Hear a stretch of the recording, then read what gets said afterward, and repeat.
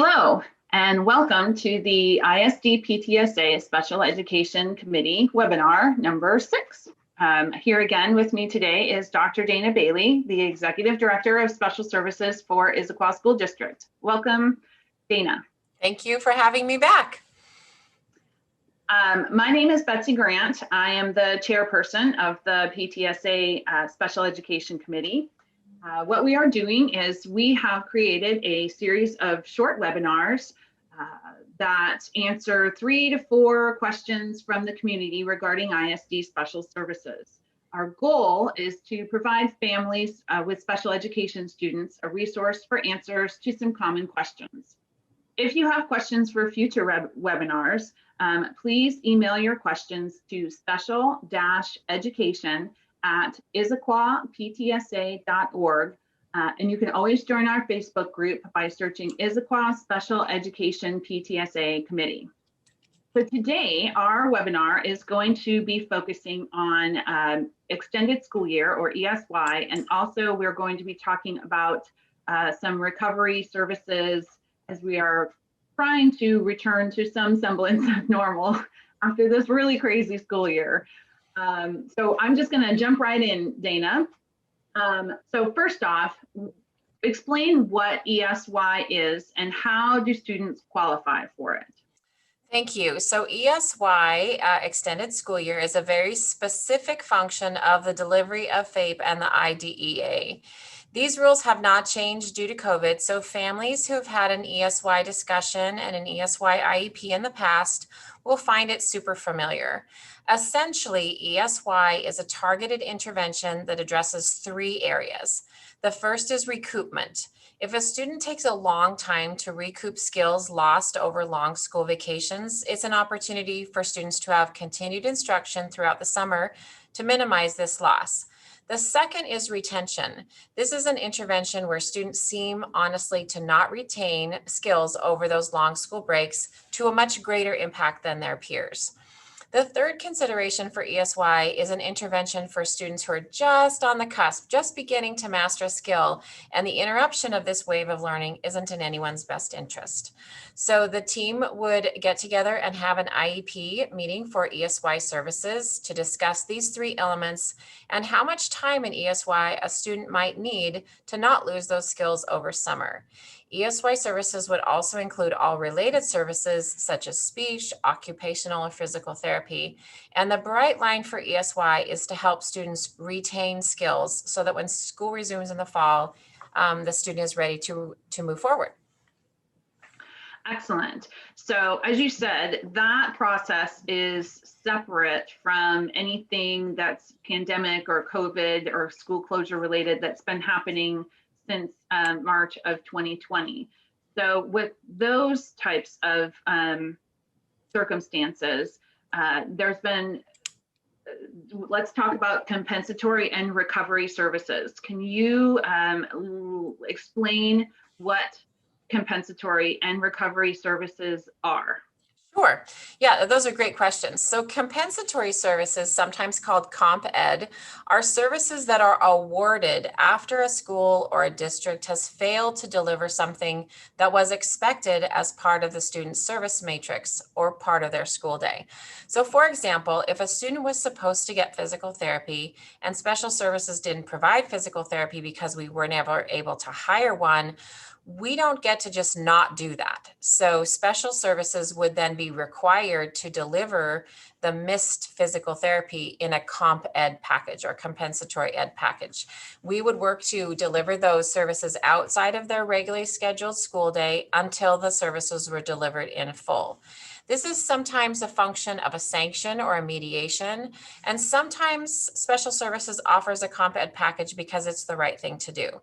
So comp ed is for something that was missed and is usually a result of something that was failed to provide and is offered sort of as a deal or a package. So we usually offer comp ed as a package after a known failure to deliver has been identified. Okay. And then recovery services? Wow, recovery services is the talk of the day, right? Everyone in our state is talking about recovery services. The district is talking about recovery services, and our communities are talking about recovery services. So for special education, recovery services is kind of a made up term, but it's how we're all going to talk about the community recovering from the impact of COVID. Families should see elements of recovery services throughout our community, but in special services, we have a plan or the beginnings of a plan. We have been cautioned from our leaders in the state of Washington not to use a formula to try to figure out what the child's individual impact of COVID was. I would like that. You might like that. My math brain would like that, to say, fill in these boxes and calculate it. But we are cautioned not to do that.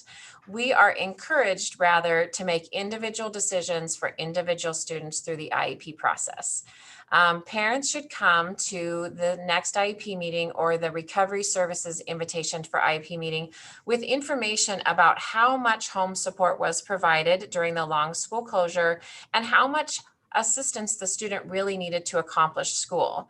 The school team, if the student has gone back in person, will know how the child performed in school and would have data for that. But the parent's job is to come and say, with as much honesty as you can muster, this is really how it went at home.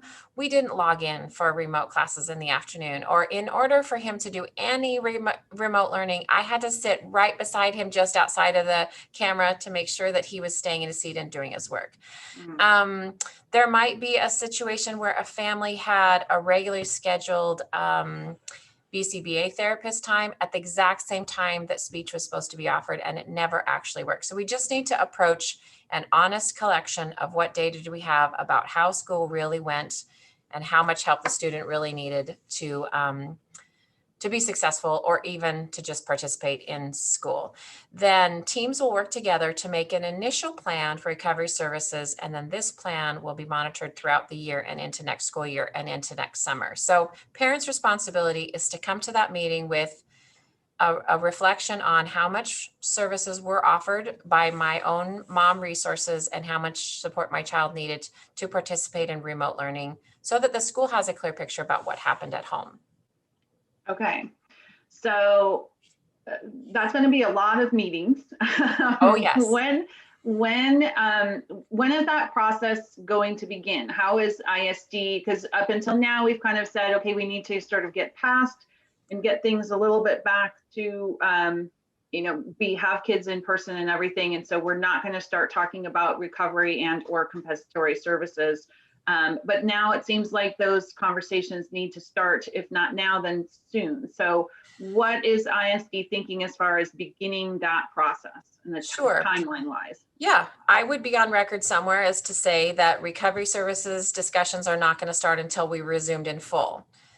And that is the legal guidance. But I did not want to give up the opportunity to do some recovery services this summer. So some families are being called to meetings right now and in the next coming weeks. So we have a prioritization plan for students who have the greater impact of COVID, students who are in transition years, like going from kindergarten, or not kindergarten to first, but preschool to kindergarten, fifth to sixth, eighth to ninth, et cetera. So we have a prioritization group to say, we want to reach out to families who have had a larger impact on COVID or have had little to no engagement, made no measurable progress this year, or are in transition grades.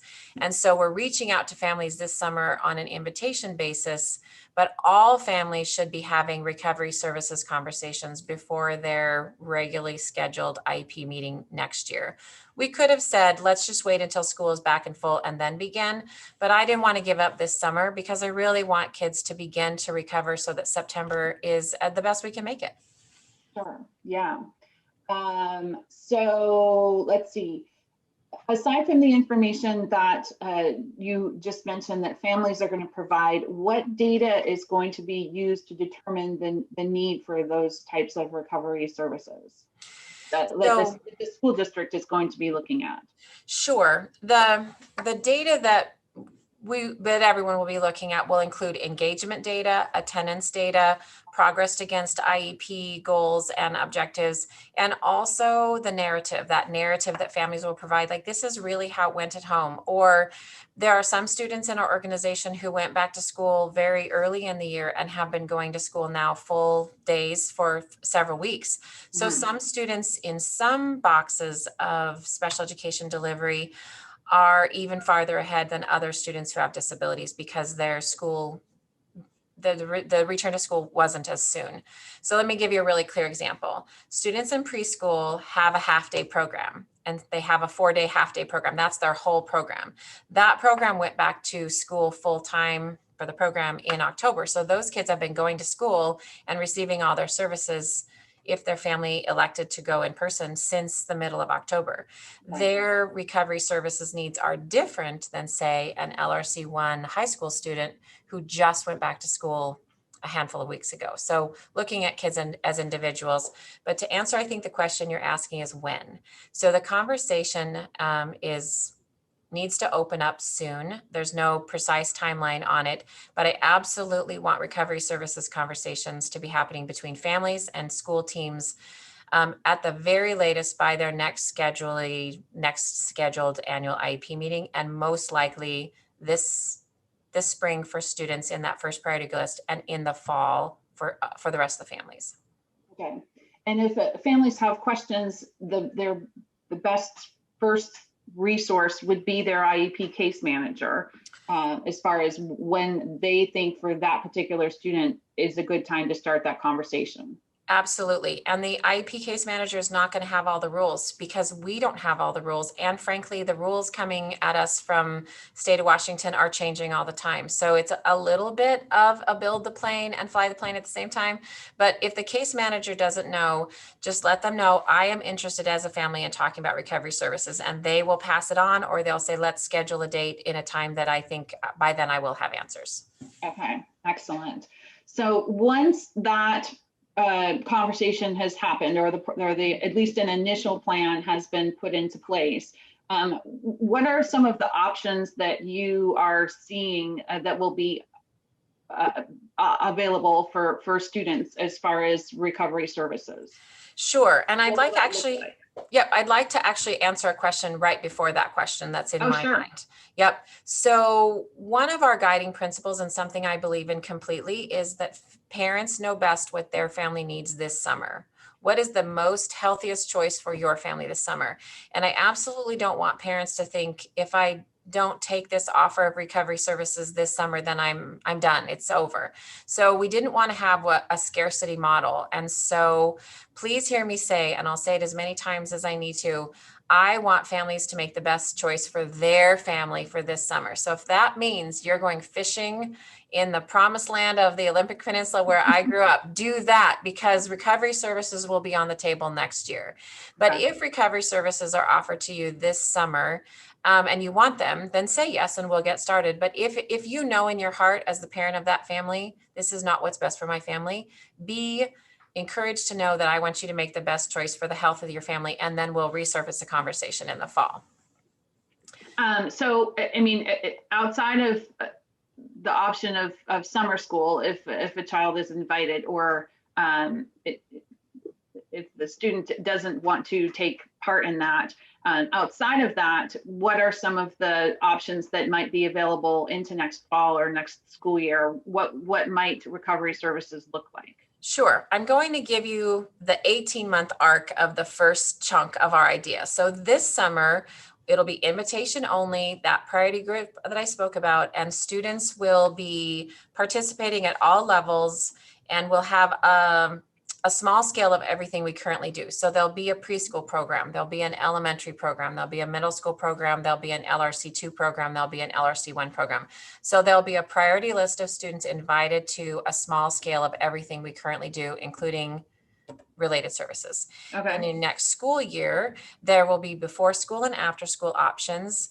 There will be Wednesday morning or afternoon, depending on how old your child is, about that opposite part of the school day where they aren't in school. And then I'm really hoping to pull off at least one break camp. So something that might happen during the February break where we say we're going to do another week or 4 days in that case of intensified instruction against your child's recovery services to just maximize all the out of school hours that this child could use for the recovery work. And then next summer, more microcosm of school services. So more preschool, more elementary school, more middle school, more high school. And at the end of that 18-month arc, our team plans to sit down and really assess again, okay, which children and groups of children have effectively recovered and which children still need work. So that's my 18-month plan. Lots of summer services, next year, before and after school services for next year. And we're hoping to offer it to parents in the mindset of a menu. Like, let's talk together about what makes the most sense for your child, and let's highlight and target the things that you want us to be working on. Excellent. So, okay, I think I got all of the questions on my notes about that. Yeah, let me just give you a tiny bit more fact information so that you know what's in my mind. There's going to be a robust amount of services in that pre-K and kindergarten band, right? So those are our earliest learners. We have a high priority charge from our school board. There will be three schools that are serving or offering pre-K and K. That's Apollo and IBE and Challenger. So a school in the region. All of the elementary summer school and recovery services will be at Clark for first through fifth grade. And then middle school will be at Issaquah Middle and high school will be at Issaquah High. And so in those infrastructures, there will be opportunities that will come to families. I also know that the elementary window of time is July 6th through July 30th with a 9 to noon target. And secondary school will be July 12th through August 6th, with the middle school being on that same 9 to noonish, and then more extended opportunities for high school. So that's the breadth of it, with the same understanding that I want you and families to know this summer, special education teachers are worn out. And so we can only offer as many sort of seats as we have adults willing to and able to teach them, because we all benefit if the special education teaching staff comes back to school in September, like recharged and ready. So that's the structure. That's the plan.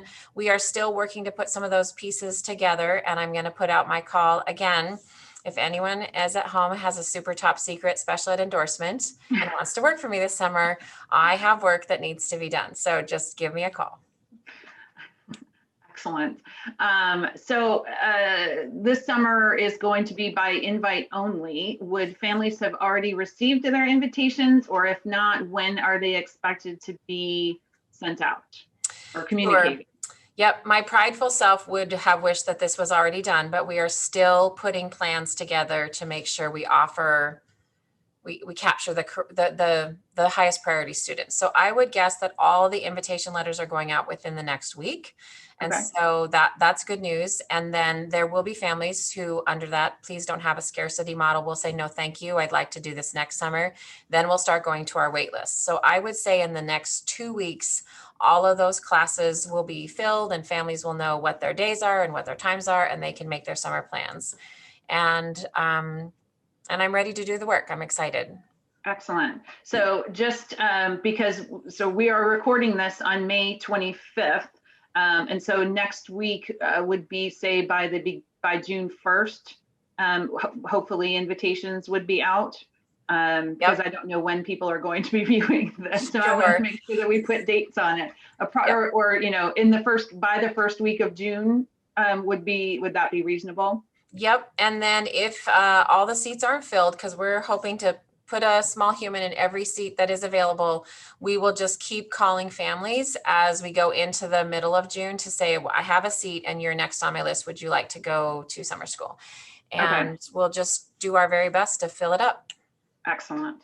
So, okay, if a family does not receive an invitation, is there a way for a family to request to attend or to receive services?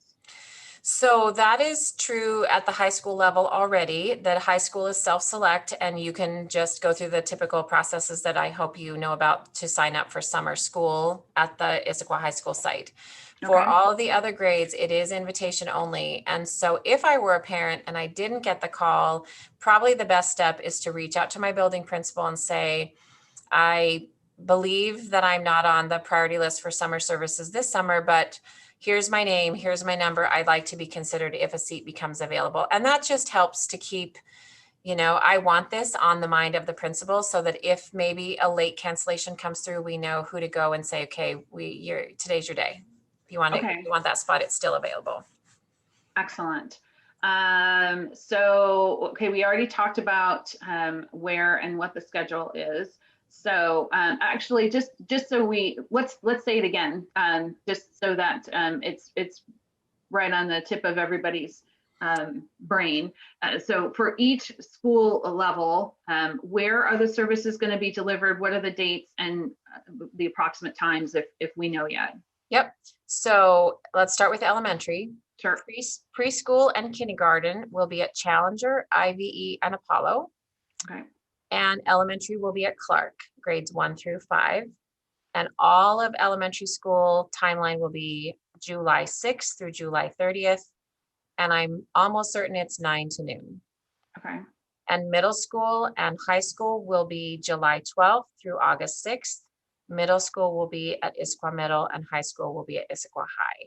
The middle school program is a morning only program with one class in language arts and one class in math.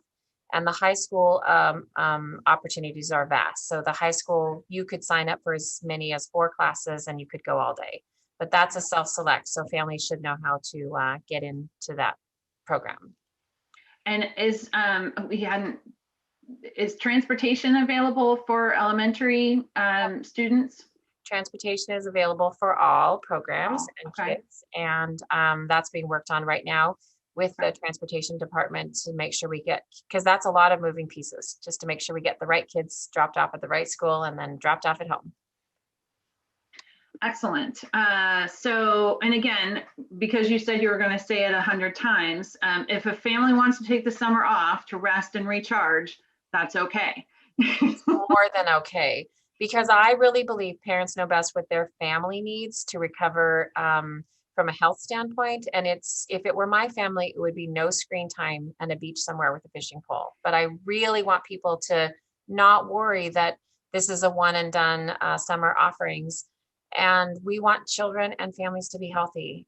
We've said that from the very beginning. We're prioritizing the health and safety of our community. And this has been a very hard year, and we need to do what we need to do as individuals and families to recover and hit September in our very best way. Excellent. So those are all the questions that I have for right now. I thank you very much for being here and helping to get the word out. We hope the information has been helpful for the families who are watching this. If you would like to suggest questions for future webinars, again, please email them to special-education@issaquahptsa.org. And I also, again, invite you to join our Facebook group. You can find that by searching Issaquah Special Education PTSA Committee. Thank you very much, Dana, and we'll see you next time. I think we have at least one more scheduled, but recovery services is a very big deal, and I am happy to meet with you often to get recovery services launched well. Yes, we do. We have one more scheduled for this school year, but hopefully people will take my advice and send in questions or respond in the Facebook group. And if we need to add one more, I look forward to being able to do that with you. Wonderful. Thank you for having me today. Thank you. See you next time.